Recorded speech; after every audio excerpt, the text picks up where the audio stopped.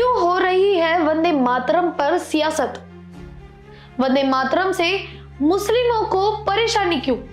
संसद में वंदे मातरम पर आज 10 घंटे बहस।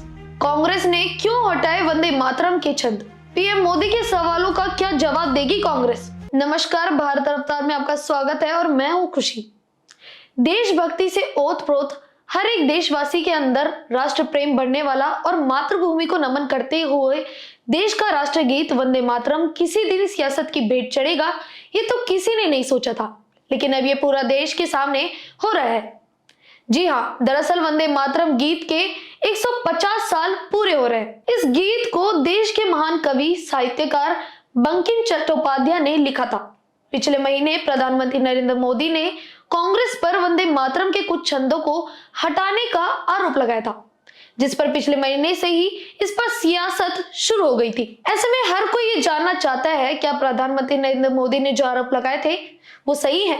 क्या सच में वंदे मातरम को लेकर सियासत 150 साल पहले ही शुरू हो गई थी? भारत के राष्ट्रगीत वंदे मातरम को 7 नवंबर 1875 को पहली बार साहित्य पत्रिका बांग दर्शन में प्रकाशित किया गया था। वंदे मातरम की खास बात यह थी कि मातृभूमि को नमन करते दर्शाता हुआ एक गीत था और इसके शुरू के 2 छंद संस्कृत में और जबकि आगे के 4 छंद बांग्ला भाषा में थे। फिर 1882 में बंकिम चंद्र चटर्जी ने इस गीत को अपने उपन्यास आनंद मठ में शामिल किया था। आपको बता दें, ये उपन्यास साधु संतों के अंग्रेजों और मुगल शासकों के भारतीयों के दमन को विरोध में हो रहे आंदोलन पर लिखा गया था। उस वक्त बंगाल अकाल के विभीषक से गुजर रहा था। इस आंदोलन का नेतृत्व उन दिनों पंडित भवानी चरण पाठक, देवू रानी चौधरी और मजनू शाह ने किया था।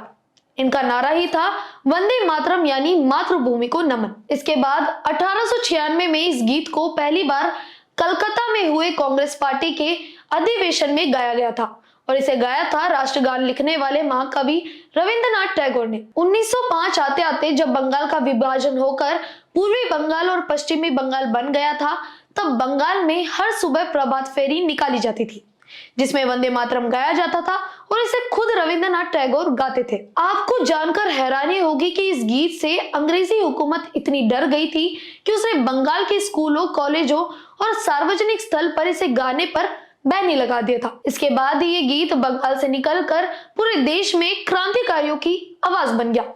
कहा जाता है कि 1920 तक वंदे मातरम का कई भाषाओं में अनुवाद हो चुका था और अनौपचारिक रूप से राष्ट्रगीत की पहचान भी मिल चुकी थी। तभी मुस्लिम लीग ने यह आरोप लगाया कि कांग्रेस इस गीत के जरिए मुसलमानों पर हिंदू धर्म को थोप रही है। इससे हिंदू देवी देवताओं की जबरन आराधना कराई जा रही है।